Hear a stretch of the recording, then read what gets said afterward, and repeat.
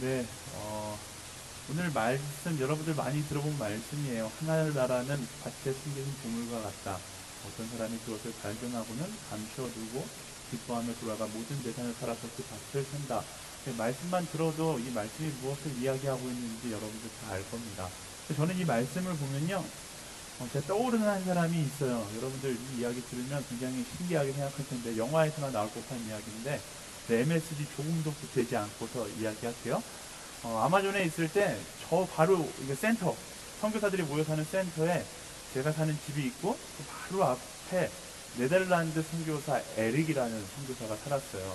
보통 아마존 선교사들은 그 집에서 이제 그 부족 마을에 왔다 갔다 하면서 선교 사역을 하는데 이 에릭은 와이프랑 자녀 둘이 있는데 가지를 않는 거예요. 부족이 안 가고 계속 그 집에 머물러 있는 것이죠. 제가 에릭한테 물어봤어요. 에릭, 너는 왜 계속 여기 있어? 선교지에 안 들어가? 라고 물었더니 에릭이 이야기해 주는데 자기 이야기를 듣는데 저는 정말로 영화의 한 편을 보는 것 같았어요. 말도 안 되는 이야기였거든요. 왜냐하면 이 에릭이 어느 부족에서 성경 번역 선교를 하고 있는데 성경 번역 선교를 하기 위해서는 제일 먼저 사전 작업을 해야 합니다. 사전을 만들어야 돼요.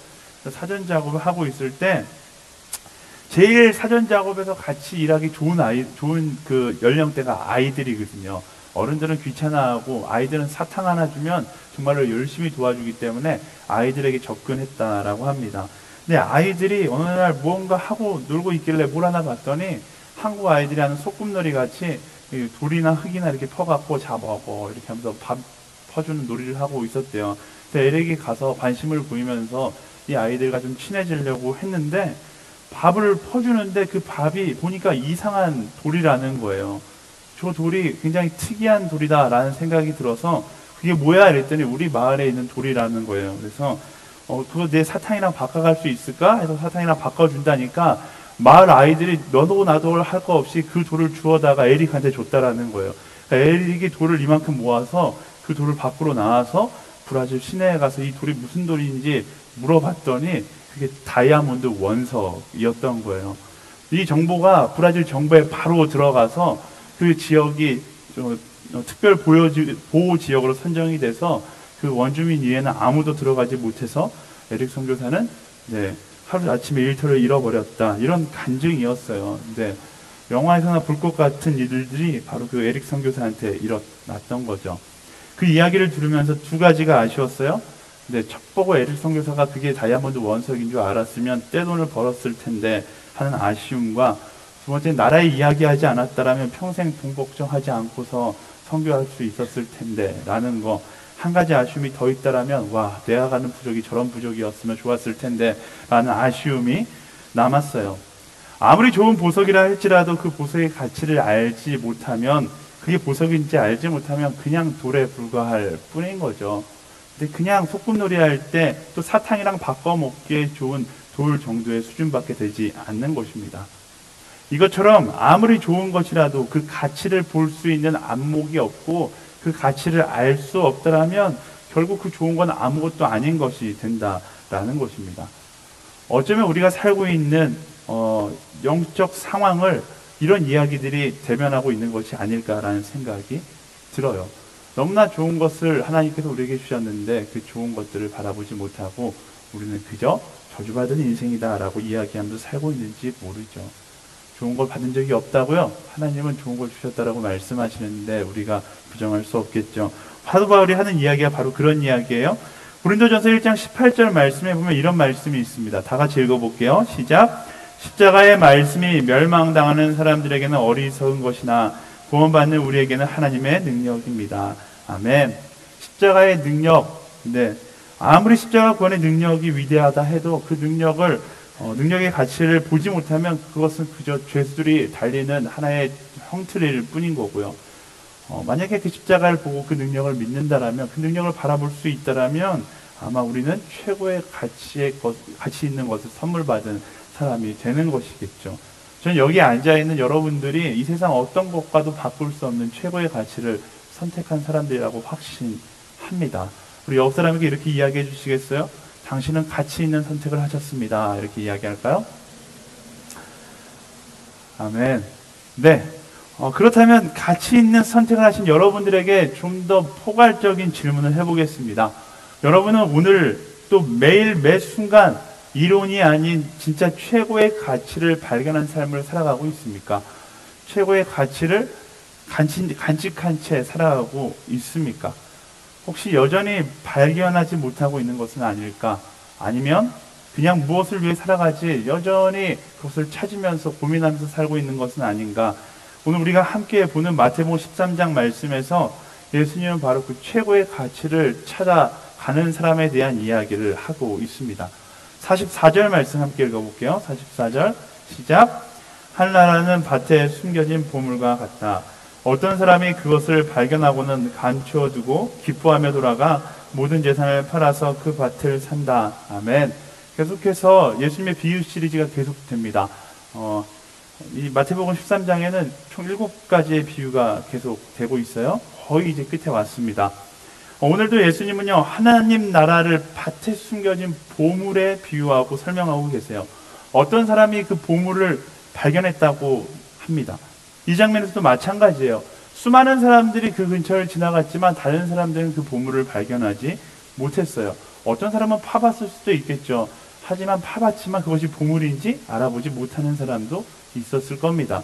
그런데 이 사람은요, 보물을 발견했고 볼물을 얻게 되는 행운을 얻게 된 것이죠.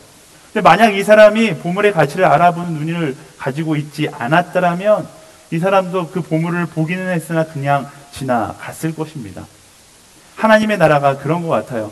하나님 나라는 보물과 같습니다. 보물이죠. 근데 많은 사람들이 하나님 나라가 보물이라는 사실을 알지 못한 채 그냥 그것을 보고 지나가는 인생을 살아갑니다. 정확히 말하면요, 하나님 나라를 발견했을지는 모르지만 알아보지 못하고 그냥 지나가 버리는 것이죠. 왜 그럴까요? 내 눈앞에 있는 것만 바라보느라 정작 중요하고 귀중한 것이 무엇인지 깨닫지 못하고 스쳐 지나가 버리는 것이죠. 이게 마치 저희 집 아이를 보는 것 같아요. 저희 제 딸 하늘이는요, 눈앞에 있는 것에 인생을 걸며 살아갑니다. 그냥 일단 지금 이 순간이 중요한 거예요. 근데 밥을 먹어야 되는데 지금 이 순간 사탕이 눈앞에 보이면 사탕을 죽어도 먹으려고 그래요. 오늘 점심 때도 하늘이를 잠깐 만나는데 하늘이를 위해서 제가 사탕을 주면서 이야기했어요. 밥 먹고 이 사탕 먹어 라고 이야기했는데 하늘이는 밥이 중요하지 않아요. 눈앞에 있는 사탕만 중요한 거예요. 이 사탕을 먹어야지 된다. 한참 울다가 갔어요. 또 1시간 후에 아빠랑 같이 놀이동산, 보통 저희 월요일 날은 저랑 같이 노는데 놀이동산 가자고 이야기했는데 놀이동산을 가려고 나서다가 집 앞에 있는 놀이터를 본 거예요. 하늘이는 놀이터에서 놀겠다고 떼를 쓰기 시작합니다. 제가 이야기해요. 아빠랑 같이 가면 놀이동산 갈 수 있어. 근데 하늘이는 죽어도 안 된다는 거예요. 놀이터에서 놀겠다라는 거예요. 설명해요. 놀이동산이 훨씬 더 좋아. 여기 놀이터에서 놀면 놀이동산 못 가. 다른 이야기하는 거. 이제 자기 생각도 막 아주 침착하게 이야기해요. 네, 놀이동산 안 가도 되고 놀이터에서 놀면 된다라는 거예요. 그냥 눈앞에 있는 것만 보고서 눈앞에 내가 누릴 수 있는 것만 누리면 좋다라고 이야기하는 것이죠. 이런 어린 나이의 모습과 이 땅에서 유한한 삶이 좋다고 영원한 하나님의 나라를 바라보지 않고 살아가는 사람들의 모습과 별반 차이가 없다라는 거예요. 아이의 모습을 보면서 어리석다라고 이야기하지만 어쩌면 우리는 우리의 인생이라는 큰 그림을 놓고 봤을 때 영원한 생명이라는 것이 우리를 기다리고 있는데 그 영원한 생명을 위해서는 투자하지 않고 지금 이 순간의 쾌락과 이 순간의 기쁨만을 얻기 위해서 살아가는 경우가 너무나 많다라는 것입니다. 왜 영원한 생명을 바라보지 못하는가? 결국 너무 나의 욕심을 주장하니까 너무 나의 욕심을 채우려는 인생을 살아가다 보니까 그 영원한 생명, 영원한 하나님 나라를 보지 못하게 되는 것이죠. 마치 게임에 중독되고 TV에 몰입하면 아무것도 듣지 못하고 보지 못하듯이 욕심에 몰입된 인생을 살아가다 보니까 결국 하나님 나라를 발견하지 못한다라는 것입니다. 그래서요, 위대하고 영원한 하나님 나라의 비전을 바라보려면 어떻게 해야 돼요? 이 땅의 유한함 속에 꿈꾸는 내 욕심을 내려놓을 수 있어야 돼요. 욕심의 몰입에서부터 벗어나야 하는 것입니다. 여러분들 다 알잖아요. 이 땅의 것들은 영원히 소유할 수 없어요. 여러분, 영원히 소유할 수 없는 근본적인 이유가 우리가 영원히 존재할 수 없기 때문에 이 땅의 것들은, 이 땅의 것이 영원하다 한다 할지라도 내가 영원하지 못하기 때문에 영원한 것들을 소유할 수 없는 거예요. 어쩌면요, 이 땅에 있는 모든 것들 하나님께서 잠깐 하나님 나라의 축복을 맛보라고 우리에게 주신 것인데, 그 잠깐이 영원으로 착각하고 거기에 몰입한 채 하나님 나라의 영광을 바라보지 않고 살아가는 것이죠. 마치 이런 거예요. 여기 물컵이 있어요. 네. 와, 네, 물이 많네요. 예화를 보여주면 물을 다 마셔야 되는데 일단 마실게요. 네, 네, 여기 물컵이 있어요. 여기 물이 있어요. 하나님께서 이 땅 가운데 아주 조금의 선물을 주세요. 아주 조금, 이만큼의 선물을 주신 것이죠. 이게 우리가 이 땅 가운데서 누리고 있는 거예요. 어떤 사람은 조금 더 누리겠죠. 조금 더 누릴 거예요. 조금 더 누릴 거예요. 왜 하나님께서 이걸 누리라고 우리에게 주셨는가? 이 누림을 통해서 하나님 나라를 좀 경험하라고 우리에게 주신 거예요. 결국에는 이것을 보고 하나님 나라를 기대하며 우리 보고 살아가라고 이것을 주셨는데, 문제는 뭐냐면 사람들이 이것만 바라본다는 거예요. 이걸 보고 하나님의 영광을 찬양하며 나아가야 되는데 사람들이 여기다 눈을 쳐박고 그냥 하나님의 영광을 보지 않고서 반대를 향하여 나아가는 거예요. 너무나 많은 사람들이 이런 인생을 살고 있는 것이죠. 이 땅에서 누리는 건 아주 조금이고 이것을 보고 하나님 나라를 향하여 그 영광을 향하여 나아가야 되는데 우리는 오히려 이것을 눈에 쳐박고 반대를 향해서 가고 있다라는 것입니다. 이게 욕심에 몰입한 사람들의 모습이라는 거예요. 세상의 욕심에 몰입하다 보면 결국 하나님 나라의 무한한 영광은 잊어버린 채 오늘에 누릴 수 있는 조그만 쾌락에 내 인생을 걸며 살아가게 된다라는 것입니다. 사랑하는 여러분, 내 욕심이 인생의 비전이 되고 목적이 되면요, 하나님 나라를 알아볼 수가 없는 거예요. 욕심에 취해서 하나님 나라의 가치를 생각할 겨를도 없는 인생을 살아가는 것이죠. 고민도 안 하잖아요. 내 죽음 이후의 삶에 대해서 사람들은, 그나마 여러분들은 조금 고민하지만 세상 사람들은 고민도 하지 않아요. 왜? 자신의 욕심을 채우기 급급하니까 결국 죽음에 이르러서 마지막에 가서 잠깐 고민하겠죠. 이건 굉장히 심각한 문제예요. 여러분들도, 저도, 우리도 모르게 어느 순간 욕심에 몰입해서 욕심에 중독되어 세상의 욕심에 눈을 쳐박고 살아가고 있는지 모른다라는 것입니다. 욕심에 몰입하면요, 욕심에 중독되면 말씀을 들여다봐도 내 욕심에 관한 말씀만 보게 되는 거예요. 기도를 해도요, 내 욕심을 이루어달라는 기도만 해요. 여기 앉아있다고 해서 욕심에 중독되지 않은 게 아니에요. 여러분들 여기 나온 이유가 하나님 나라의 영광을 위해서가 아니라 단순히 여러분의 욕심을 채우기 위해서 이 자리에 나와 있다라면 여러분도 욕심에 중독되고 몰입한 인생을 살아가고 있는 거예요.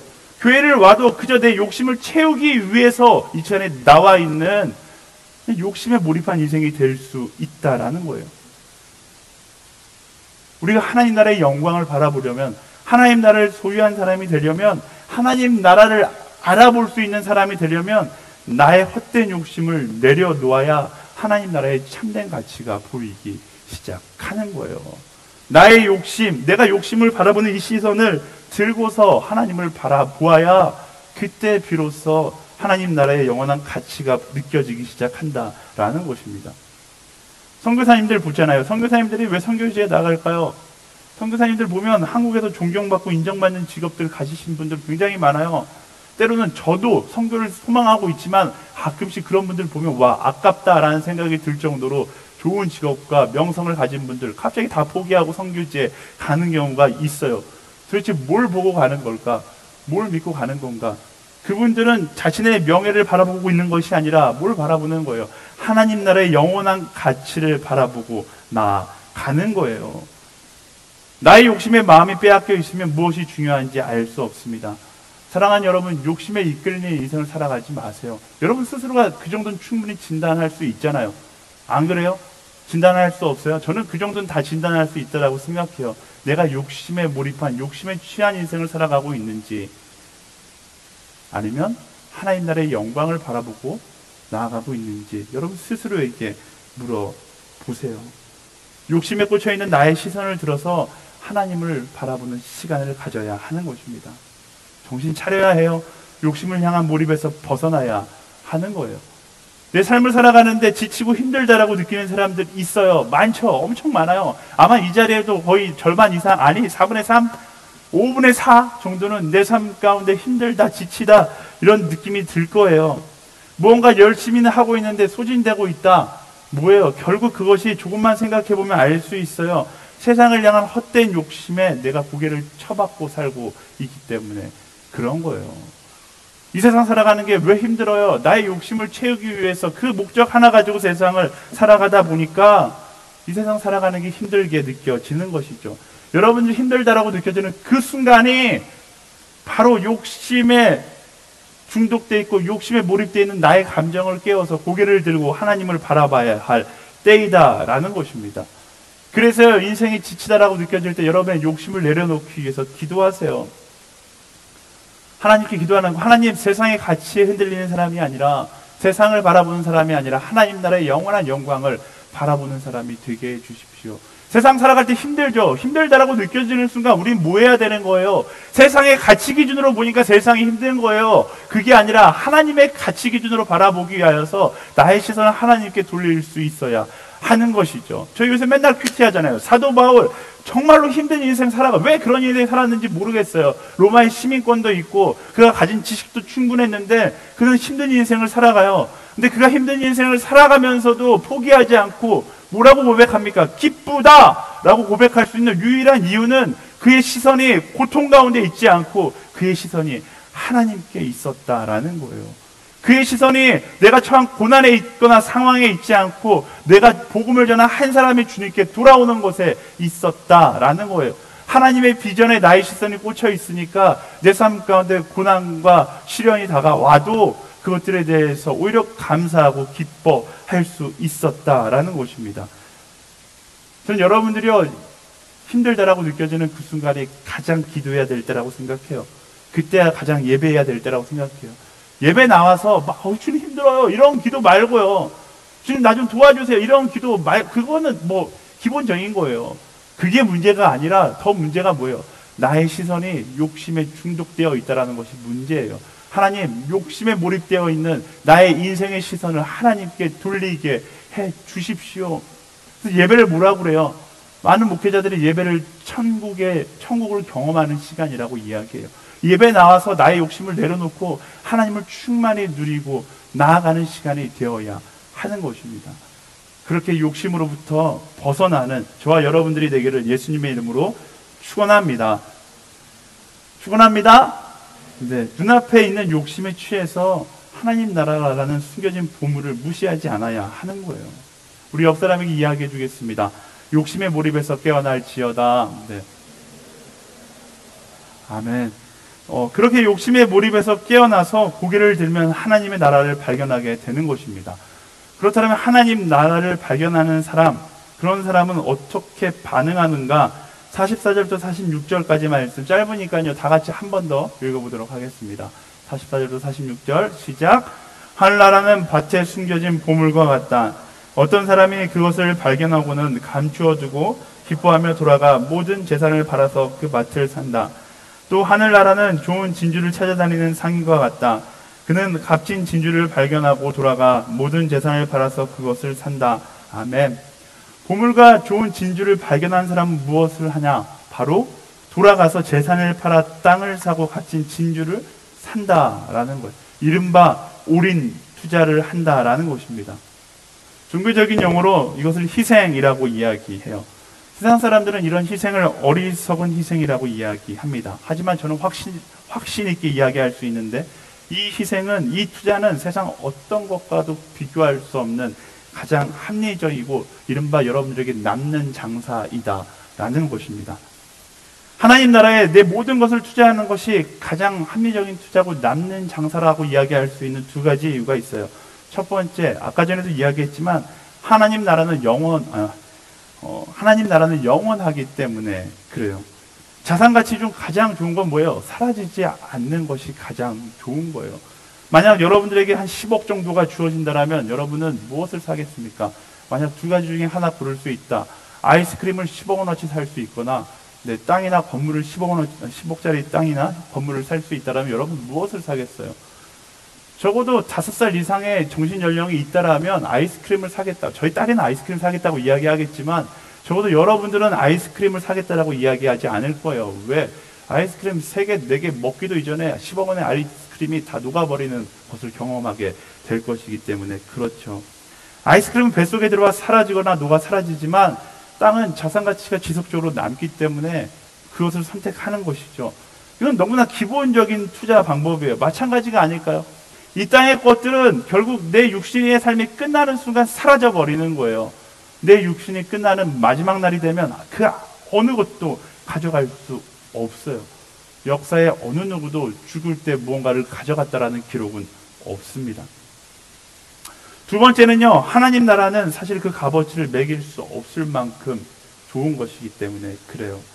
하나님께서 보물로 주시겠다 했을 때, 전부를 팔아서 바꿔주시겠다 했을 때 바꿀 때가 기회이지, 그것 아니면 내가 무엇을 팔아서도 그것을 살 수 없을 만큼 하나님 나라는 최고의 값을 가지고 있기 때문에 그래요. 우리가 어리석은 기도를 할 때가 있습니다. 하나님 앞에 타협하는 거예요. 하나님, 내가 이만큼 드릴 테니까 하나님께서 이만큼 해 주십시오 라고 기도하는 사람이 있어요. 하나님, 내가 이만큼 하나님 예배했으면 하나님이 나 이만큼 채워주셔야죠 라고 기도하는 사람들이 있어요. 근데 하나님하고 거래 자체가, 하나님과의 관계에서는 거래 자체가 불가능한 관계예요. 왜? 기본적으로 내 생명조차 그분의 것이고 우리가 살고 있는 이 지구조차 그분의 것이기 때문에 그래요. 가장 중요한 건 여러분들이 하나님께 드린다고 열심히 드리는 거, 그거 하나님 없어도 괜찮아요. 그렇잖아요. 하나님, 내가 열심히 주를 위해서 예배하겠습니다. 네, 하나님께서 솔직히 저희끼리 얘기니까 하나님께서 그래서 뭐 어쩌라고 라고 말씀하신다라면 우리는 하나님께 뭔가 특별한 것을 요구할 수 없는 것이죠. 하나님 나라는요, 어떤 가치로 판단할 수 있는 것이 아니에요. 그래서 사실 하나님은요, 우리 인생에 하나님께 드릴 수 있는 어떤 무언가의 가치를 보시는 분이 아니시다라는 것입니다. 하나님은 우리가 드리는 것의 양을 보시는 분도 아니시고, 그게 얼마만큼의 가치를 있는가를 이렇게 측정하시는 분도 아니세요. 하나님께서 원하시는 건 한 가지죠. 전부를 드릴 수 있는 진심의 마음을 원하시는 거예요. 아브라함에게 이삭을 바치라고 했을 때 하나님께서 이삭의 목숨이 필요해서 바치라고 했을까요? 아니에요. 아브라함에게 전부였던 이삭을 바칠 수 있는 마음을 하나님께서 원하셨던 것이죠. 하나님께서 우리에게 원하시는 건 여러분이 가지고 있는 것의 지분이나 재산이 아니라 여러분 전부를 원한다라는 것입니다. 전부를 줄 수 있는 그 진심을 하나님께서 원하시는 거예요. 제가 취미가 광고 보는 거거든요. 광고를 보다가 얼마 전에 하나님의 마음을 조금이나마 이해할 수 있는 영상을 하나 봤어요. 그래서 오늘 아침에 허겁지겁 찾아서 갖고 왔거든요. 이 영상 1분짜리인데 잠깐 보고서 이야기하겠습니다. 네, 별것 아닌 광고인데 굉장히 감동 있게 잘 만들었죠. 일단 아이가 귀여워서 광고의 절반은 성공한 것 같아요. 네.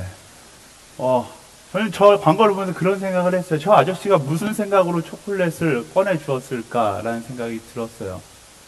저 아이가 만약에 들어와서 굉장히 당당하게 단추 3개를 내놓으면서 초콜릿 주십시오 라고 이야기한다라면 아이가 초콜릿을 아저씨가 주었을까요? 안 줬죠. 이런 싸가죠. 이러면서 내쫓았겠죠. 근데 뭐예요? 아이가 단추 3개를 내놓고 아저씨가 무언가 이상하다는 눈빛을 쳐다보니까 자기가 아끼는 것들을 내놓기 시작하는 거예요. 자기 지갑의 전부를 다 아저씨한테 내놓으니까 아저씨가 그 마음에 감동해서 초콜릿을 주고 심지어 체인지라고 하면서 그 조그만 인형까지 주는 거죠. 사실 아저씨한테 그게 뭐가 필요하겠어요? 단추가 필요 없는 거예요. 아마 받아서 쓰레기통에 넣었을 수도 있어요. 하지만 아저씨는 뭘 본 거예요? 그 아이, 엄마를 사랑하는 마음에서 진심으로 전부라도 내주겠다라는 그 마음을 본 거죠. 그게 하나님의 마음인 거예요. 지구를 통째로 누려도 하나님은 필요가 없어요. 지구 말고도 하나님의 만들어 놓은 별이 얼마나 많은데요. 어차피 다 하나님께서 만든 건데 하나님께서 원하시는 건 뭐예요? 우리가 전부를 드릴 수 있다라는 그 진심을 하나님께서 원하신다라는 것입니다. 저는요, 우리가 항상 그것을 기억했으면 좋겠어요. 하나님 앞에 타협하려고 하지 마세요. 하나님은 타협의 하나님이 아니세요. 하나님께서 원하시는 건 어떤 양을 보시는 것이 아니라 우리의 전부를 드릴 수 있는 진심을 보기 원하신다. 그것을 내 마음 가운데 새기고 하나님 앞에서 계산하지 말고 주님 앞에서 모든 것을 드리기 위해서 노력하는 우리가 되어야 하는 것이죠. 이 모든 것이 하나님의 은혜예요. 이 모든 것이 하나님의 은혜예요. 확실한 것은 제가 아까 전에 이야기했지만 확실한 것은 이 거래는 하나님 입장에서 엄청나게 손해보는 거래예요. 여러분들이 막 내가 손해보나? 이거 계산할 거래가 아니라는 거예요. 하나님께서 이걸 제안한 그 순간 여러분들 일단 생각도 하지 않고 여러분의 모든 것을 내놓고 그 하나님 나라를 우리가 얻을 수 있어야 한다라는 것입니다. 이 거래에 여러분들이 응할 때 여러분은 인생 최고의 거래를 성사시키는 것입니다. 그렇다면 하나님께 전부를 드리다는 것은 무엇일까? 어떻게 하나님께 드리는가? 제가 이 말씀을 묵상하면서 재밌는 사실 한 가지를 깨달았어요. 여러분들이 제가 하나님께 내 모든 것을 다 드린다고 해서 하나님께서 다 가져가시지 않아요. 여러분들이 내 모든 것 하나님께 드린다라고 생각해봐요. 기도해요. 하나님, 제 생명, 제가 이거 모든 것 다 드리겠습니다. 다 말하는 순간 우리는 죽겠죠. 하나님께서 모든 걸 가져가 버리신다라면 하나님은 모든 걸 가져가시지 않아요. 놀라운 사실은 하나님께 모든 걸 드리면 하나님은 모든 걸 다시 돌려주시는 분이시다라는 거죠. 아니, 그냥 돌려주시는 것도 아니고 더해서 돌려주시는 분이세요. 그런데 나의 욕심을 가지고 내가 내 것이라고 생각하고 품고 안고 있었을 때와 주님께 드렸다가 다시 돌려받고서 갖게 된 것은 전혀 다른 것이죠. 전에는요, 나의 욕심을 위해서 모든 것을 사용했지만 하나님께 돌려받은 건 어떻게 되는 거예요? 그때부터는 말씀의 가이드를 따라 사용하게 되는 것이죠. 말씀의 가이드를 따라 내가 가진 모든 것을 사용하는 것, 이것을 우리는 한 단어로 사랑이라고 이야기합니다. 그리스도인이 이 땅에 내게 주어진 모든 것을 다해서 사랑할 수 있는 이유가 바로 여기에 있는 거예요. 하나님께 내 모든 것을 드리고 하나님께 리턴백 한 거예요. 하나님께서 다시 우리에게 주신 것이죠. 그리고 그 다시 받은 것을 가지고 우리는 뭐 하는 거예요? 사랑하며 살아가는 것이죠. 예수님께서 십자가에 못 박혀 죽으시면서 예수님께서 우리에게 생명을 주셨어요. 죄 때문에 죽을 수밖에 없는 우리의 생명을 가져가셨다가 다시 돌려주시면서 뭐라고 말씀하신 거예요? 내가 너희를 사랑한 것처럼 너희도 서로 사랑해라 라고 말씀해 주신 것이죠. 좀 더 풀어서 이야기하자면 예수님의 십자가의 메시지는 이제 네 인생이 아니라 내 인생이야. 네가 십자가를 믿으면 이제 네 인생을 살아가는 게 아니라 내 인생을 살아가는 거니까 이제 나처럼 살아라고 말씀하신 것이다 라는 거예요. 이게 놀라운 진리예요. 여러분들이 사실을 깨달으면 여러분의 삶의 태도가 변화되기 시작합니다. 여러분의 인생이 여러분 것이라고 생각하면서 살 때는요, 인생이 피폐해지고 힘들고 두렵고 절망으로 가득 차지만 내 인생이 나의 것이 아니라 하나님께 돌려받은 것이고 하나님께서 하나님의 방법대로, 말씀의 방법대로 따라 살아가라는 것을 내가 그것을 실천하며 살아가면 그때 내 삶 가운데 넘쳐나는 하나님의 기쁨을 경험하게 된다라는 것입니다. 믿으세요? 네. 제가 이것도 영상 하나를 봤어요. 이건 정말 최근에 본 영상인데 집에서 할 일 없을 때 계속 제가 영상 만드는 걸 좋아해서 영상을 계속 봐요. 근데 이거는 그 지하철에서 찍힌 영상이더라고요. 뉴욕 지하철 6호선. 실제로 있었던 일이라고 합니다. 한 여자가, 본 사람도 있을 텐데 한 여자가 장미를 팔고 있는 거예요. 장미 140송이를 팔고 있어요. 장미 사세요, 장미 사세요 외치고 있는데 한 남자가, 세상은 불공평해, 멋지게 생긴 남자가 이 여자 앞에 나와서 물어봐요. 한 송이 얼마입니까? 여자가 1달러요 이렇게 이야기합니다. 그래서 남자가 몇 송이 살 줄 알았어요. 근데 남자가 주머니에서 돈 뭉치를 꺼내더니 140달러를 사서 주는 거예요. 그리고 그 꽃 전부를 삽니다. 그리고 아주머니한테 굉장히 반전의 이야기를 해요. 두 편 보는 게 부담스럽지만 한 편 더 보고서 이야기하도록 할게요. 갑자기 영어 듣기 평가 시간이 된 것 같아요. 물론 영어 자막을 넣었는데 제가 다른 파일을 보내줬나 봐요. 내용은 간단해요. 140달러로 꽃을 다 사면서 뭐라고 말하는 거 다 알아들었죠? 뭐라고 말하냐면, 제가 이 꽃을 다 샀습니다. 이제 내가 당신에게 한 가지 부탁할게요. 저랑 약속하세요. 무슨 약속을 하냐면 이 꽃을 이제 나눠주세요. 기쁜 마음으로 나눠주세요. 남자가 이렇게 말하고 지하철에서 내리자 여자가 막 울기 시작합니다. 그리고서 여자가 기쁜 마음으로 꽃이 필요한 사람들 내가 나눠드릴게요 이렇게 외치면서 꽃을 나눠주기 시작하는 거예요. 사실 이 여자에게 인생의 장미는 정말로 무거운 짐이었습니다. 하지만 한 남자를 통해 남자가 장미를 사고 그 장미를 돌려주고 그리고 그 여자에게 약속하니까 그때부터 그 장미가 사랑의 도구가 된 것이죠.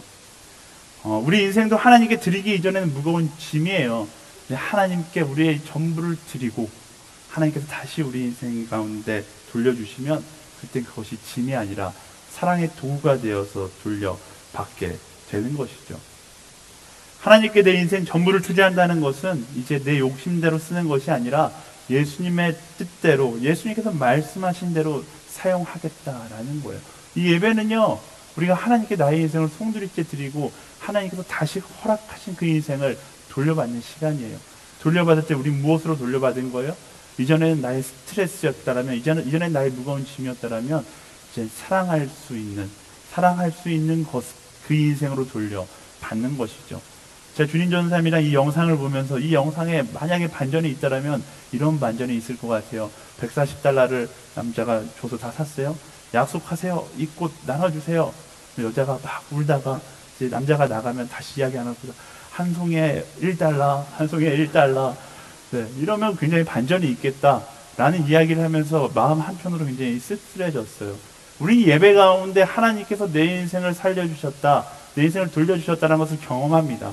근데 문제는 뭐냐면 너무나 많은 그리스도인들이 저 문을 나가면서 똑같이 한 송이에 1달러를 외치는 인생을 살아간다라는 것입니다. 그리스도인이 세상에 이렇게 많은데 하나님의 감동이 전달되지 않는다는 것은 오늘도 누군가는 은혜의 감동을 자신의 욕심으로 깨고 있다라는 거예요. 저는 허브대학부의 한 사람 한 사람이 하나님께서 주신 은혜의 감동을 나의 욕심으로 깨지 않는 사람이 되기를 예수님의 이름으로 축원합니다. 하나님의 은혜를요, 은혜의 감동을 오롯이 세상 가운데 전달해주는 사람이 되는 거예요. 이 영상 보면요, 이 여자가 그 꽃을 들고서 외칠 때, 한 송이에 1달러라고 외칠 때 사람들은 아무도 쳐다보지도 않았어요. 근데 이 여자가 꽃을 들고 울면서 누군가 이 꽃이 필요합니까? 내가 꽃을 드릴게요 했을 때 그 지하철에 있는 사람들이 서로 웃으며 그 여자를 위로하고 감동받는 장면을 봅니다. 저는 그리스도인의 영향력이 그런 것이라고 생각해요. 내가 하나님께 받은 은혜를 가지고 세상 가운데 나아가 사랑하면 나를 통하여 세상이 웃게 될 거예요. 여러분들 통해서 그 적막한 여러분의 공동체가, 여러분의 캠퍼스가, 여러분의 가정이 웃게 되는 것입니다. 은혜의 감동을 사랑으로 오롯이 전달하는 허브대학부의 한 사람 한 사람이 되기를 예수님의 이름으로 축원합니다. 사랑하는 여러분, 하나님께 나의 인생 전부를 투자한다는 것은요, 희생이 아니에요. 우리는 드림으로 인해 오히려 더 큰 삶의 의미를 찾게 될 것이고요. 세상에 줄 수 없는 더 깊은 사랑을, 내 인생을 하나님께 드림으로 얻게 될 것이고, 더 큰 감동을 경험하게 될 것이며 더 놀라운 기쁨을 깨닫게 될 것입니다. 주님께 드리기로 했습니까? 하나님은 말씀하십니다. 내가 다시 돌려줄 테니까 이제 마음껏 사랑해라. 저는 여러분의 인생을 다하여서 마음껏 사랑하는 사람들이 되기를 예수님의 이름으로 축원합니다. 세상 사람들은요, 자기 욕심 따라서 마음대로 살아가는 사람이라면 우리는 마음껏 사랑하는 사람이에요. 그것을 기억했으면 좋겠어요. 내 마음에 욕심의 기준이 있어서 마음대로 살아가자라는 글자가 새겨져 있다면 오늘 그 글자를 지우고 마음껏 사랑하자라고 고백하는 그 글자를 가슴에 새기고 나아가는 저와 여러분들이 되기를 예수님의 이름으로 축원합니다. 우리 옆 사람에게 선포할까요? 마음껏 사랑할지어다. 아멘. 네, 오늘 말씀을 정리할게요. 예수님은 말씀하십니다. 하나님 나라는 밭에 감추인 보물과 같고 귀한 진주와 같다고 말씀하세요. 그리고 그 가치를 아는 사람은요, 자신의 가진 전부를 팔아 그것을 얻는다라고 이야기합니다. 사랑하는 여러분, 나의 욕심에 몰입해서 벗어나서 고개를 들고 그 하나님 나라의 가치를 기억하는 여러분들이 되기를 축복합니다. 그리고 그 하나님 나라의 가치를 알았다면 어떻게 하는 거예요? 우리의 인생을 투자하는 거예요. 하나님께 올인하는 거예요. 우리가 함께 나누었듯이 그러면요, 하나님께서 고스란히, 아니 더 큰 인생으로 돌려주실 거예요. 그리고 하나님께 돌려받은 인생으로 우리는 더 이상 욕심을 이루는 인생이 아니라 마음껏 사랑하는 인생이 되는 것이죠. 내가 가진 모든 것이 하나님의 은혜라는 사실을 기억하는 그 순간 내가 가진 모든 것으로 사랑하는 것이 아깝지 않은 사람이 되는 거예요. 내 모든 것을 잃어도 그 모든 것으로 사랑했다라면 그것을 내 인생 가운데 가장 큰 자랑으로 여길 수 있는 사랑하는 한 사람, 바로 하나님께서 여러분을 그런 사람으로 부르세요. 마음껏 사랑하십시오. 그리고 하나님 나라에 갔을 때 마음껏 사랑했다, 내가 가진 거 다 사랑했습니다 라고 고백할 수 있는 그런 한 사람으로 당당히 걸어 들어갈 수 있게 되기를 예수님의 이름으로 축원합니다. 다 같이 저를 따라해 보시겠어요? 이 모든 것이 하나님의 은혜입니다. 내가 가진 모든 것도 하나님의 은혜입니다. 이것이 우리 삶의 고백이 될 때 우리는 마음껏 사랑할 수 있는 사람이 되기를 소망합니다. 내 거 가지고 사랑하면 억울하잖아요. 하나님 것 가지고 사랑하면 마음껏 사랑할 수 있는 거예요. 나의 나된 것이 다 하나님의 은혜라는 사실을 기억하고 그 하나님의 마음으로 마음껏 사랑하는 저와 여러분들이 되기를 예수님으로 축복합니다. 아멘.